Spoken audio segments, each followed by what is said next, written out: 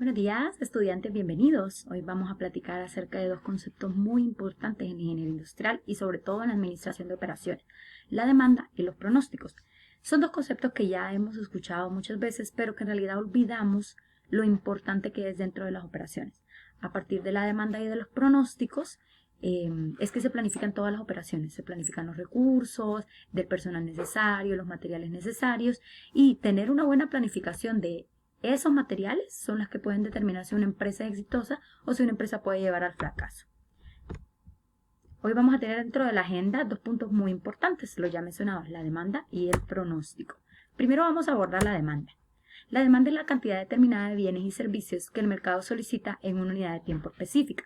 Esta se encuentra influenciada por la oferta disponible del mercado y el precio fijado por el distribuidor, la necesidad percibida y la capacidad del pago del cliente. En la imagen de la derecha podemos ver cómo es la curva que todos desearíamos dentro de las empresas que fuera la demanda. Ninguna empresa desea que su demanda sea constante, estática, obviamente porque a partir del crecimiento de los volúmenes de ventas es que podemos percibir un crecimiento de tal como la empresa, pues. Entonces, ¿por qué decimos que la demanda está influenciada por la oferta disponible en el mercado? Porque entre más distribuidores estén comercializando el mismo producto, usualmente el precio de venta tiene que ser fijado, tiene que ser competitivo entre ellos. ¿Qué pasa cuando existen monopolios? Que es el caso contrario. Entonces ese proveedor puede disponer del precio de la manera que él guste y puede hacer alzas de precio y al final nosotros como consumidores tenemos que adquirirlo con ellos porque si no, no adquirimos el producto, pues. Entonces también ese precio fijado es aparte de esa disponibilidad del distribuidor o en el mercado. La necesidad percibida por el cliente y su capacidad de pago, porque claramente si hay un producto que es demasiado fuera de precio del mercado, entonces la demanda va a ser menor porque muy pocas personas son las que van a poder adquirir ese bien. Hay dos tipos de demanda, la demanda independiente y la demanda dependiente. La demanda independiente es usualmente la de productos finales. Por ejemplo, un automóvil. Yo quiero comprar un automóvil y deseo ese producto final de la marca que yo gusto. Entonces, esta demanda de mi automóvil que yo necesito está pactada usualmente por nosotros, por el cliente, y a pesar de que es difícil que las empresas puedan determinar o esa demanda específica, sí podemos influenciar a través de estrategias de mercadeo, que lo vamos a ver en otra edición. Tenemos también la demanda dependiente. La demanda dependiente, como su nombre lo indica, depende de otra demanda, que en este caso es la demanda independiente. Por ejemplo, tomando el automóvil. La demanda independiente es el automóvil como tal, pero la demanda dependiente son las llantas, los motores, el timón. Entonces, dependiendo de la cantidad de vehículos que yo voy a vender, así es la cantidad de ese componente que yo necesito. Por ejemplo, si voy a vender 100 automóviles, sabemos que cada automóvil lleva 4 ruedas, entonces voy a necesitar 400 ruedas. Por tanto, el cálculo de una demanda dependiente es mucho más sencillo que una demanda independiente, pero al igual son igual de importantes ambos y van relacionados de acuerdo a los pronósticos, que es el siguiente tema que vamos a ver. En la siguiente diapositiva tenemos los componentes de la demanda, que está relacionado con lo que veníamos platicando acerca de qué es lo que influye esta demanda. Primero tenemos la demanda promedio diaria. Como sabemos y conocemos la palabra promedio, es el total de la demanda, digamos, dentro de un mes, un año, dividida entre la cantidad de días. También tenemos los elementos estacionales, que son elementos que influyen directamente sobre el comportamiento de la demanda. Por ejemplo, pasa con la temporada de Navidad. Nosotros solamente compramos árboles de Navidad en la temporada previa a Navidad. Entonces, octubre, noviembre y diciembre es usualmente la temporada de Navidad como tal. Nadie compra árboles de Navidad en marzo, en enero, en febrero, por mucho descuento que se le pueda colocar. Siempre hay casos especiales, ¿verdad? Porque todos somos diferentes, pero la demanda es muchísimo menor y al final, al menos yo no compraría un árbol en enero. También tenemos los elementos cíclicos, que son aquellos que se dan de acuerdo a una cantidad determinada de tiempo. Por ejemplo, los mundiales. Para cuando viene el mundial, todo el mundo se alegra y quiere comprar las camisetas de los equipos que piensa que van a ganar el mundial, Brasil, Argentina, Alemania. Y durante estos meses previos al mundial y durante el mundial, la demanda aumenta. También lo hace con los balones y con cualquier artículo deportivo. Entonces todo está relacionado. También tenemos las líneas de tendencia, que si se notaron en la imagen anterior, en la gráfica las ventas iban creciendo. Entonces ya existe una tendencia de crecimiento. Tenemos las variaciones aleatorias, que son particularidades de la demanda que nosotros no hemos podido definir. A pesar de todos los conocimientos que podemos tener, siempre hay variaciones porque el ser humano es cambiante y no todos tenemos el mismo pensamiento. Entonces son todos aquellos aspectos o aquella demanda que no puede ser calculada con los otros elementos o con cualquier otro método científico.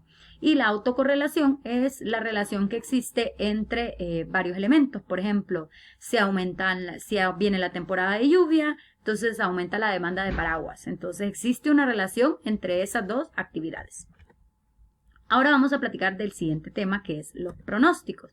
Un pronóstico es una herramienta que utilizan las empresas para poder calcular una demanda futura y a partir de ahí, como decía al inicio del video, poder planificar todas sus operaciones.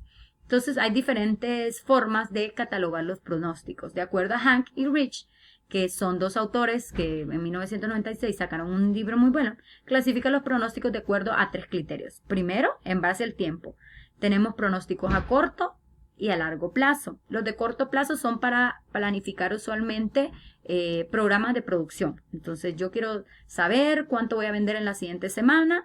Entonces, a partir de esa información, entonces yo planifico cuántos operarios necesito, cuánta materia prima necesito comprar. Y los pronósticos a largo plazo son aquellos que son utilizados para definir estrategias futuras. Entonces, dentro de 5 años, el crecimiento de las ventas va a ser un 20%, por tanto, necesitamos aumentar nuestra capacidad instalada de producción. También tenemos, de acuerdo al entorno, que son macropronósticos y micropronósticos.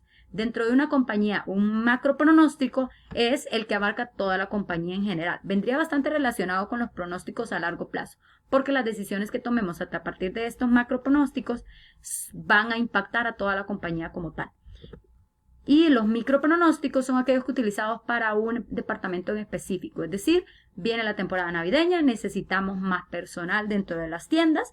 El pronóstico es que necesitamos 20 personas, entonces el departamento de recursos humanos planifica para poder contratar estas 20 personas. Y por último tenemos los pronósticos cualitativos o cuantitativos. Los cualitativos son aquellos que son basados en cuanto a cualidades, a qué yo pienso, a experiencias mías o de las personas de venta, de las personas que están en los entornos, y a partir de ello es que se define. Y por último tenemos los cuantitativos, que son los más utilizados en el mercado, y estos son basados prácticamente solamente en números, en análisis de series de tiempo y de data que yo ya tengo. Por último vamos a ver los tipos de pronósticos según Chase. Él utiliza un criterio similar a los autores anteriores, pero agrupa los pronósticos en 4 categorías explicadas. La primera son los análisis de series de tiempo. Estos son los más utilizados. Aquí a la derecha podemos ver una gráfica de cuáles son los más utilizados de acuerdo al mercado y en realidad a nivel mundial. Entonces, las series de tiempo es, yo tomo todos los datos de mis ventas pasadas y hago un análisis de crecimientos a partir de esta información.